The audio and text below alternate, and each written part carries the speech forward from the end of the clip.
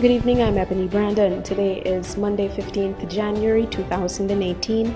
This is the SKN News Now Evening Edition. In the headlines tonight, nationally, St. Kitts and Nevis is mourning the loss of former Commissioner of Police Robert Jeffers. Internationally, Donald Trump's remarks about Haiti and African nations could lead to a government shutdown this week. And in sport, tennis world number one Rafael Nadal will advance to the second round of the Australia Open as Venus Williams is knocked out. We've got the details of these stories, the weather and Carib update all ahead in tonight's edition of SKN News Now.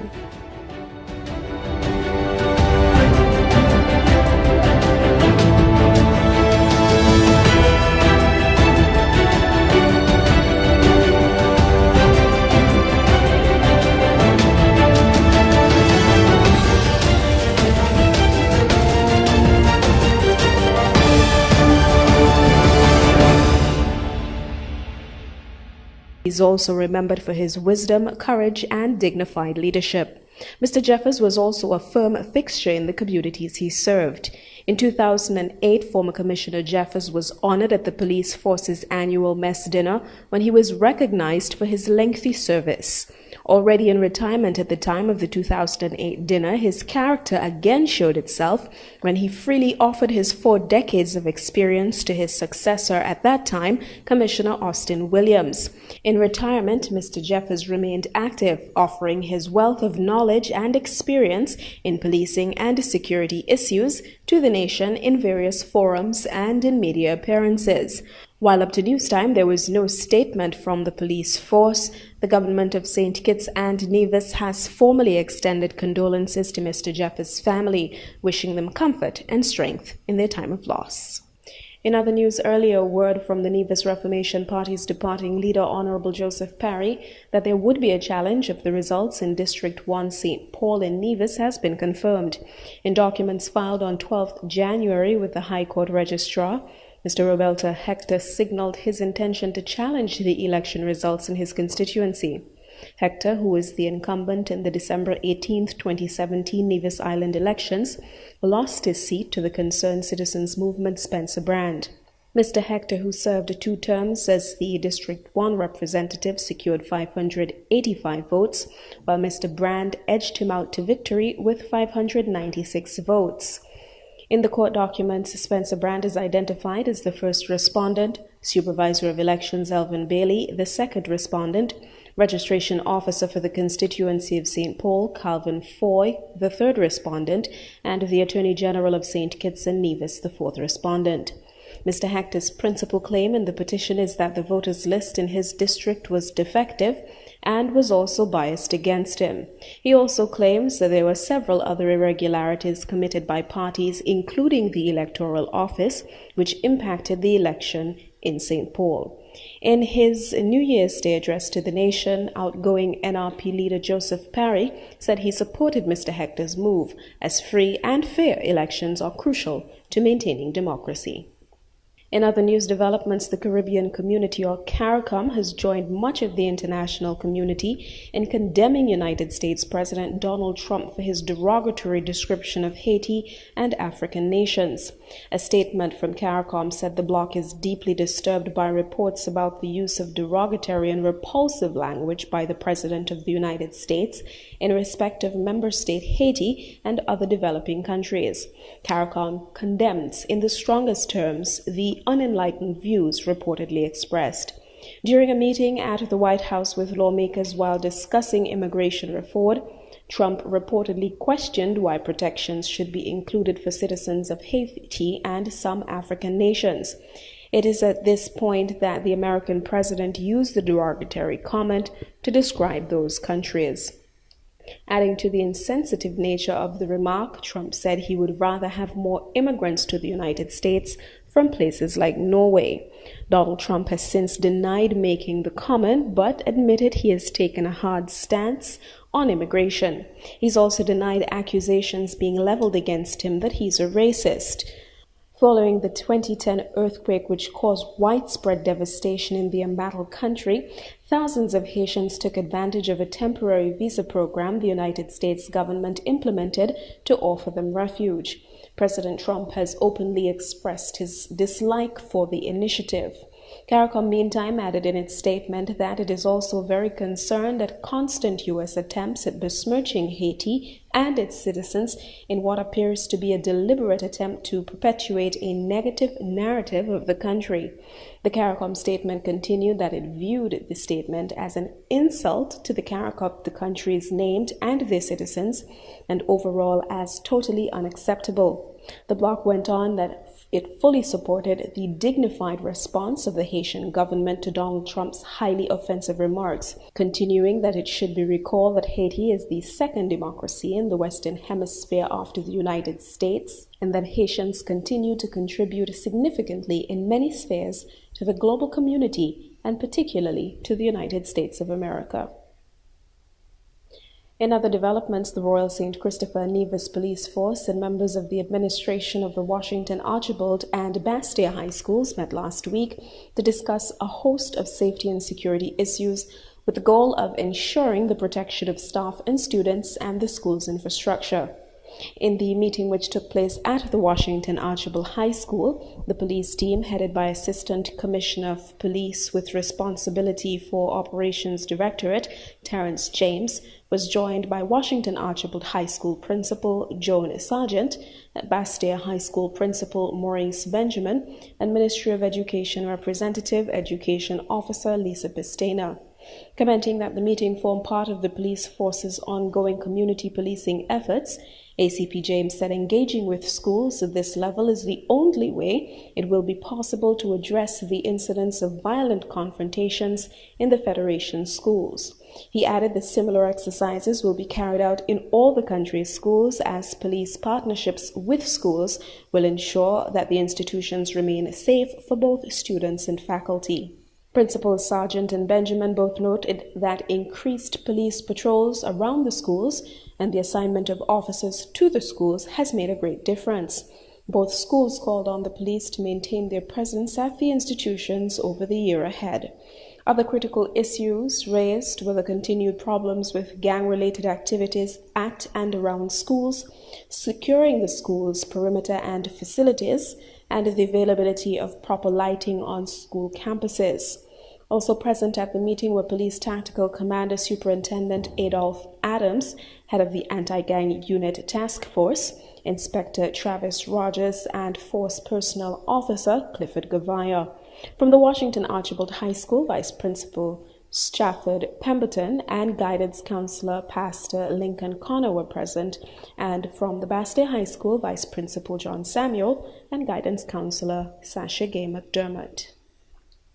The Department of Youth Empowerment will soon send out almost 250 young people as part of its Volunteer Corps initiative. Come the end of January, when the Volunteer Corps is officially launched, these young people will go into the communities prepared to assist with a wide range of social issues. The Volunteer Corps is an initiative for persons between ages 16 and 35, geared toward providing them with opportunities to make meaningful contributions to and take a more active role in their communities. According to the Department of Youth, the majority of the volunteers are also beneficiaries of the Supporting Advancement for Further Education, or SAFE initiative, a government-sponsored grant program for students attending the Clarence Fitzroy Bryant College and Advanced Vocational Education Center. In return for the financial assistance they receive from the government, the beneficiaries are required to perform 4 hours of community service each month. The Volunteer Corps is open to all members of the community, however, and the Department of Youth is encouraging persons to register as a way of giving back to their communities. The Volunteer Corps applicants participate in a training program that covers the basics of volunteerism and explores important social skill development lessons such as teamwork, conflict resolution, mediation, time management, and capacity building. After the training, persons are assigned to support the activities of various public and private sector institutions, non-governmental organizations, and community groups.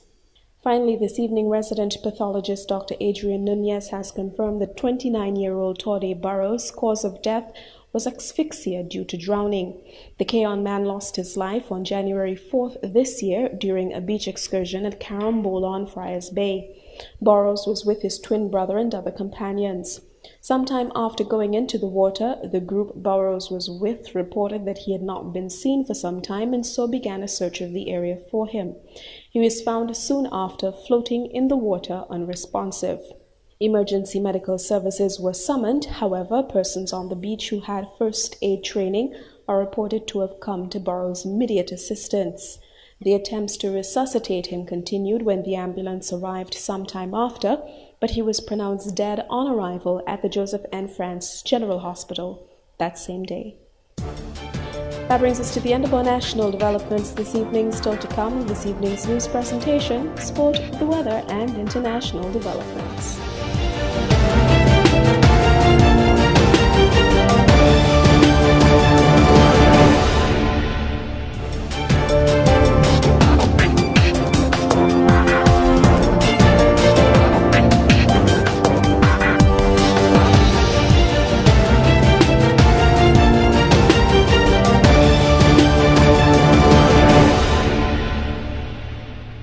The fallout from United States President Donald Trump's reported slur against impoverished, predominantly black nations has complicated a push for bipartisan immigration legislation that has eluded U.S. lawmakers for more than a decade. And as Michael Bowman reports, a failure to reach a deal on thorny immigration topics could make partial U.S. government shutdown more likely by the end of this week, when federal funding expires.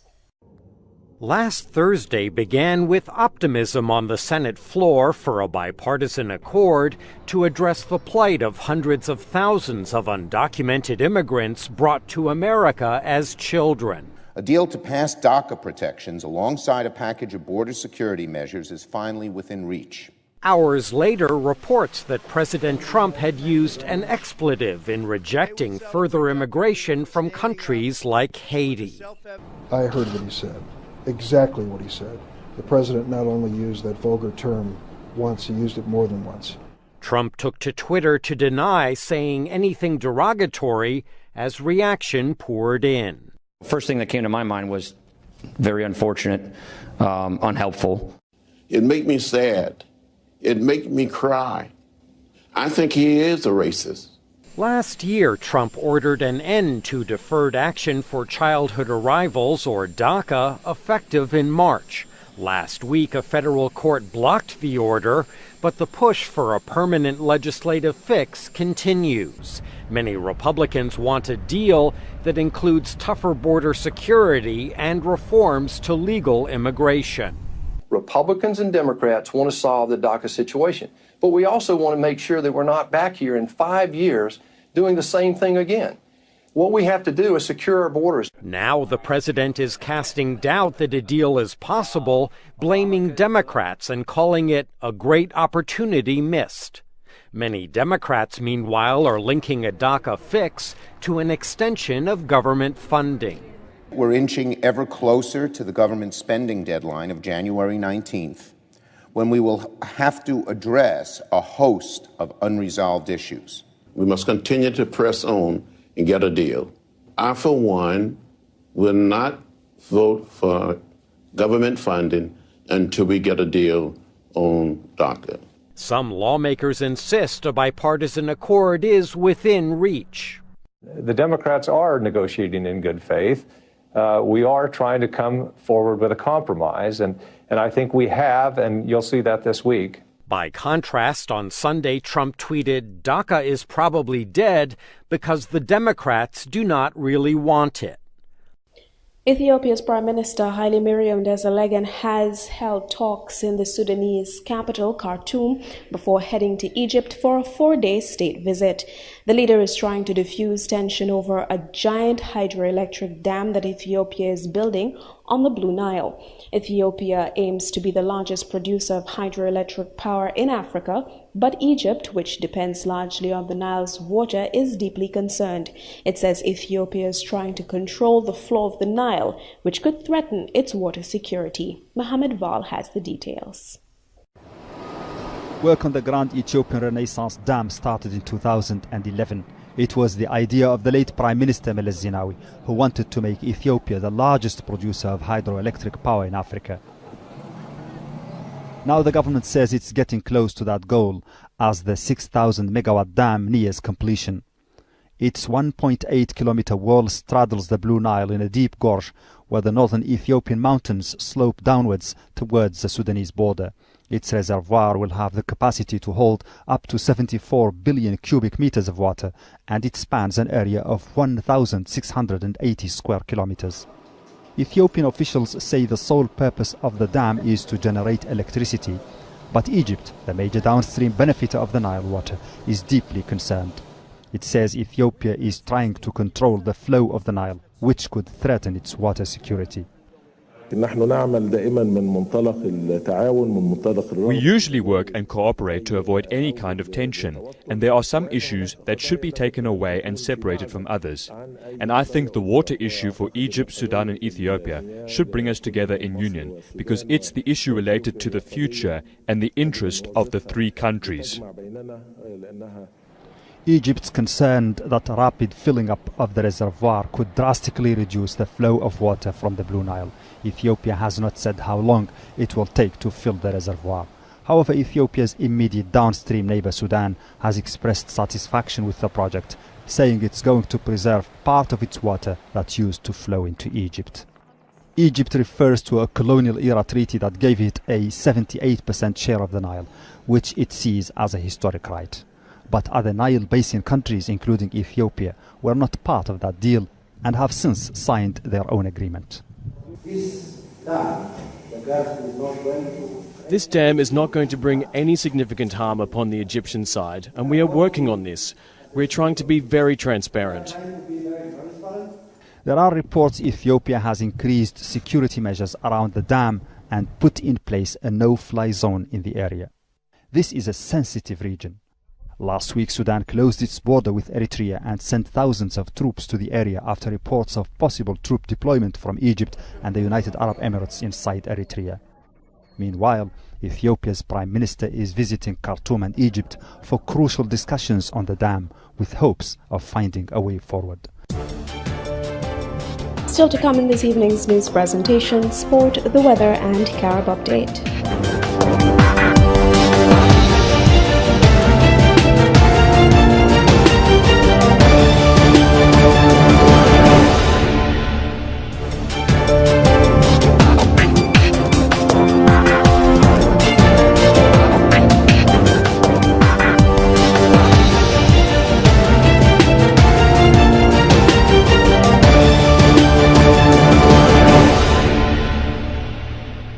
World number one Rafael Nadal powered into the Australian Open's second round with a routine win over the Dominican Republic's Victor Estrella Burgos. The Spaniard, playing his first tournament match since suffering a knee injury in November, won 6-1, 6-1, 6-1 in 94 minutes. Nadal, who is aiming for a 17th Grand Slam title and a second in Australia, said his knee was feeling good after casting earlier doubt over whether he would be fit for the competition. The injury to his knee forced Nadal to miss this month's Brisbane International, and he only had a one-match workout at the exhibition Kooyong Classic before heading into the first Grand Slam title event of the year. But the Spaniard, who was beaten by Roger Federer in last year's final, got off to a perfect start and raced toward victory over the 37-year-old. The world number one will play Leonardo Mea of Argentina next. Meanwhile, in the women's game, Belinda Bencic has beat 2017 runner-up Venus Williams in the first round of the Australian Open. The unseeded 20-year-old Swiss ranked 78th and won 6-3, 7-5 on the opening day in Melbourne. She reached the top 10 as an 18-year-old, but a wrist injury led her to drop to 318th in rankings in November. Bencic has now won 16 tour matches in a row and 28 of her last 31 as she races back up the rankings. The match had been widely viewed as the pick of the first-round draw, with Bencic lowly ranking no indication of the threat she posed to fifth seed and seven-time Grand Slam champion Williams. And with that look at sport, we now have a look at this evening's weather forecast. Over St. Kitts and Nevis, skies will be partly cloudy to cloudy tonight, with periods of scattered showers likely. Some showers could be moderate to locally heavy at times. Moisture and instability associated with a low, slow-moving surface trough will continue to linger across the area tonight, maintaining a high chance for showers over and around the islands. Seas are rough with swells of 1.8 to 2.4 meters or 6 to 8 feet. Warnings remain in place for small craft operators and sea bathers against hazardous sea conditions. Winds are easterly at 12 to 18 miles per hour with higher gusts during showers. The sea level pressure is 1,015.5 millibars or 29.98 inches. The sun will rise tomorrow at 6:37 a.m. And that look at the weather brings us to the end of this evening's news presentation. Now for a recap of today's top stories. Nationally, St. Kitts and Nevis is mourning the loss of former Commissioner of Police Robert Jeffers. Internationally, Donald Trump's remarks about Haiti and African nations could lead to a government shutdown this week.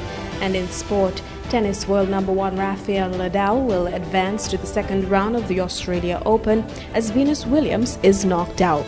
Thank you so much for tuning in to this evening's edition of SKN News Now. I've been your presenter, Ebony Brandon. Stay with us, still to come this evening, Carib Update, followed by DJ Yardy. Have a good evening.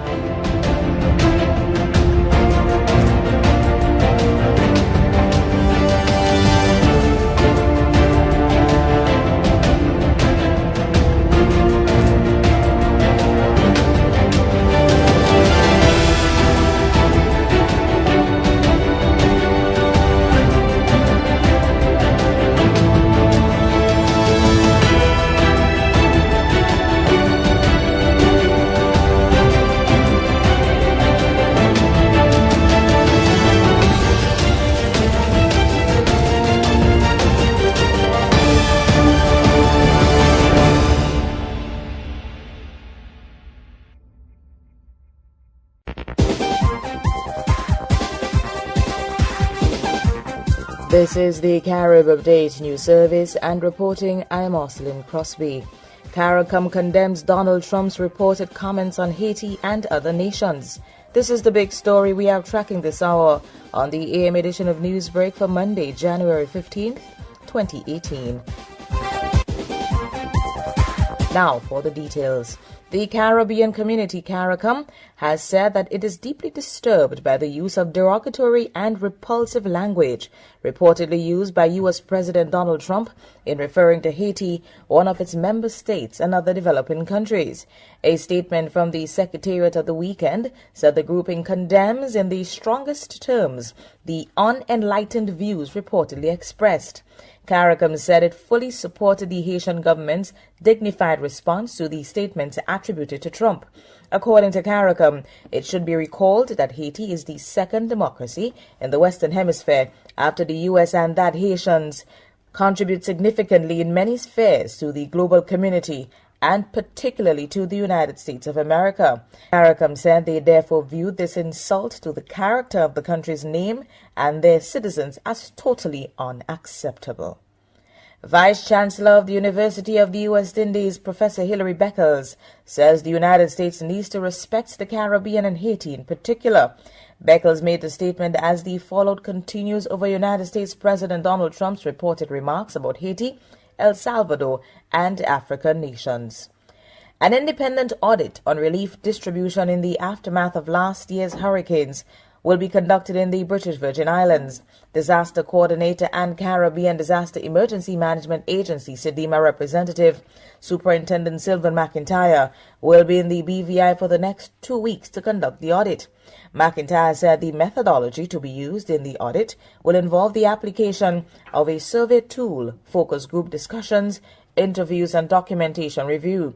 Once completed, a full report on the findings will be presented to Cabinet. This is Newsbreak from the Carib Update News Service. In more news, leader of the main opposition St. Lucia Labour Party, Philip Pear, has defended the decision of opposition legislators to boycott a swearing-in ceremony for new Governor General Sir Neville Cenac, saying he does not have the full confidence of the population.